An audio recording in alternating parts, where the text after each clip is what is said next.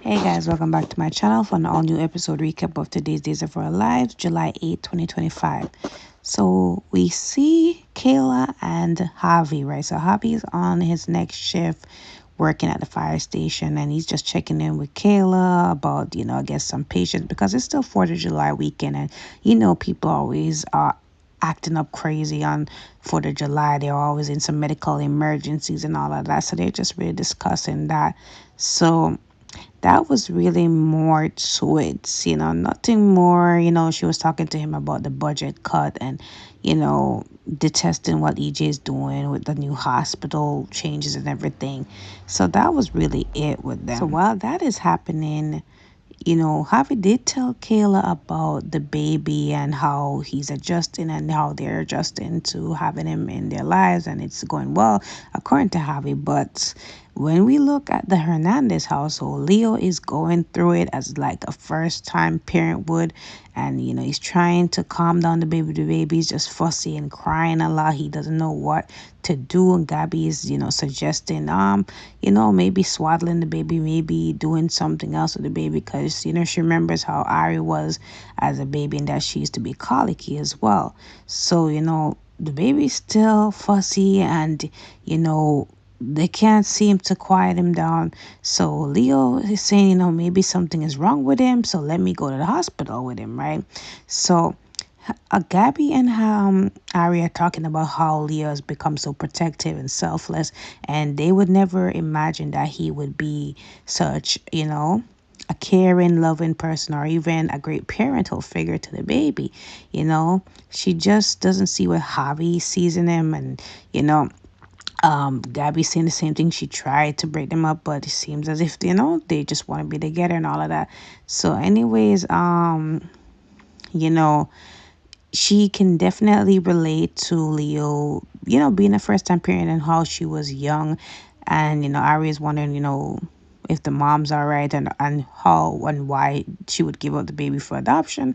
So, Gabby can understand in the sense where she's a young mother herself and she was scared and all of that. So, it was definitely a lot of trial and errors with being a first time parent and all that. So at some point, Rafe does come in. Rafe did, tell her that she is a great mom because of all of that, what she went through.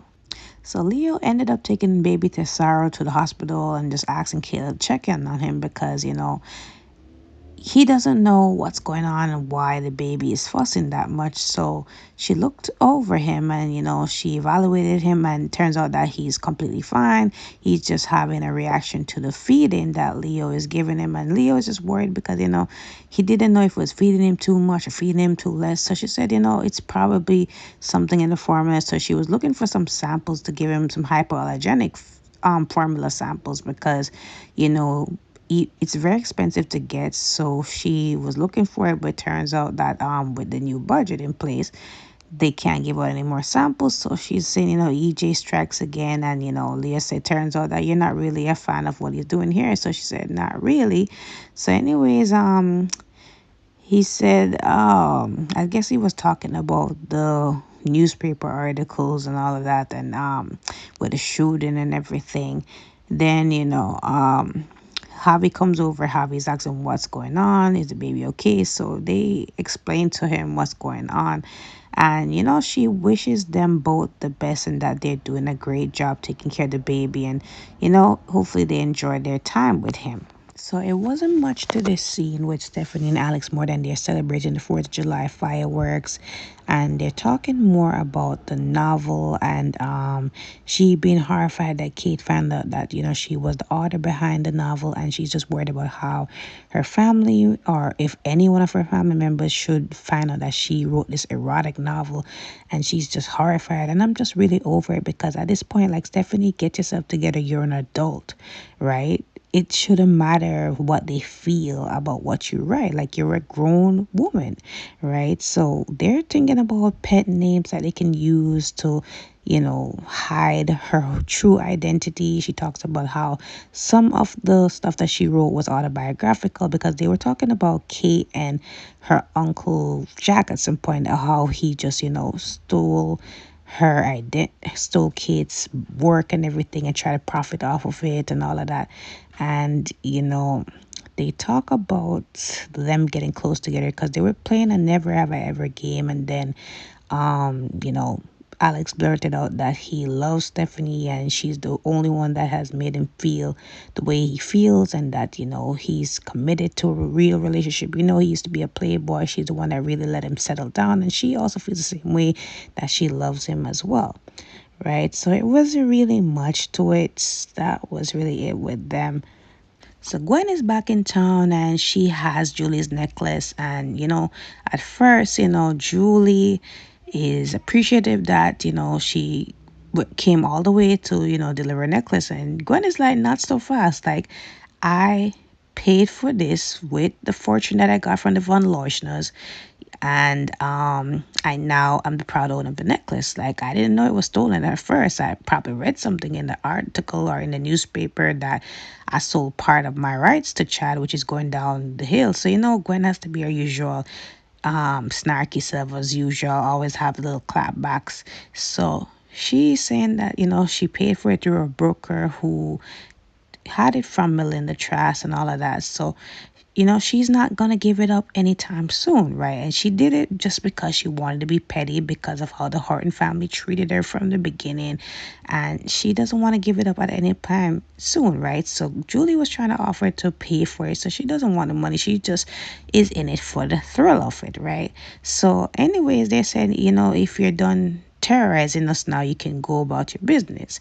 So she said, yeah, I'm not only here for that reason, I'm here to tie up some loose ends, do some business. So I guess we'll see who else she's going to talk to, and what she's really doing in this, as she puts it, godforsaken town, right?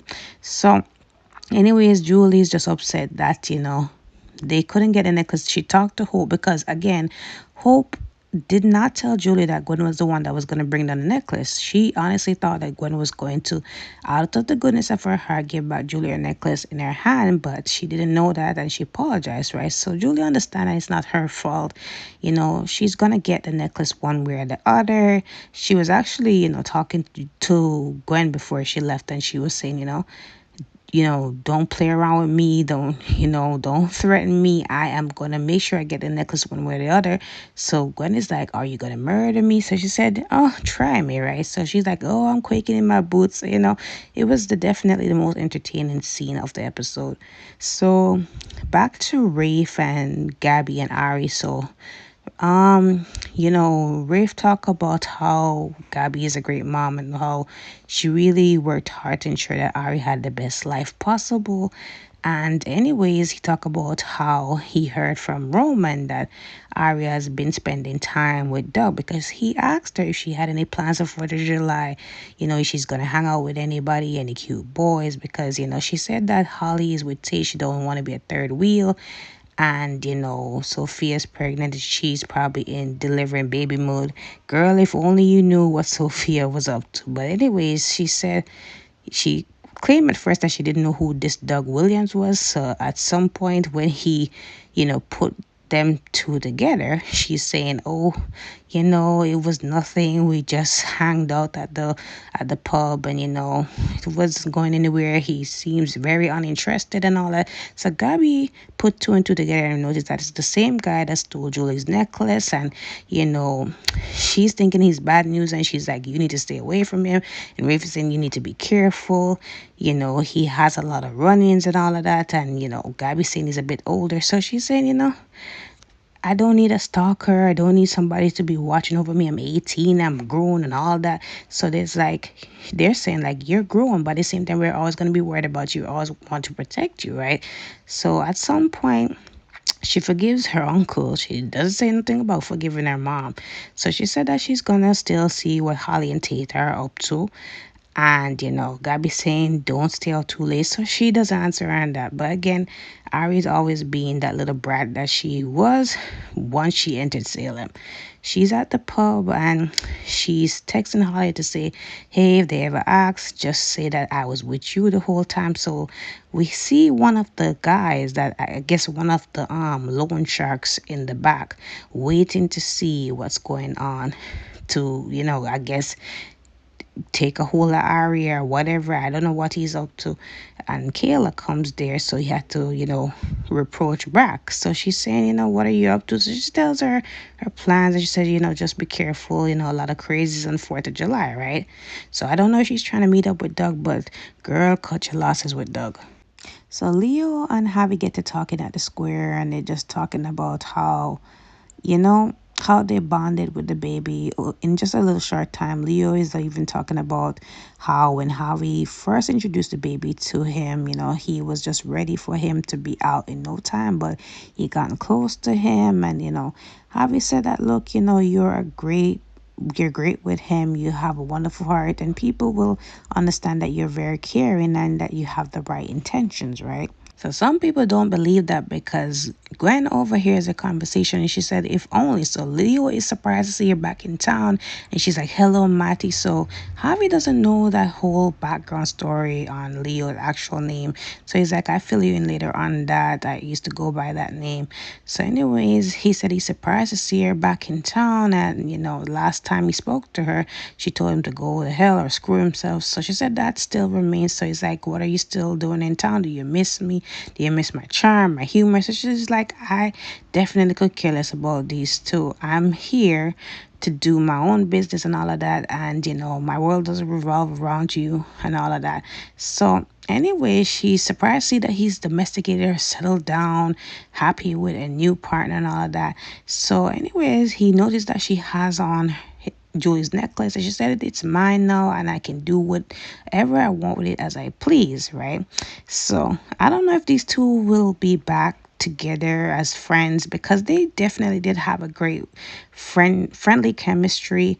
But that's really it with them. I mean, Leo did burn her really badly when he was involved with Dimitri, and that was a whole mess. As we know, he really hurt Gwen really bad, and I'm not really a fan of Gwen and her victim behavior, but she didn't deserve that.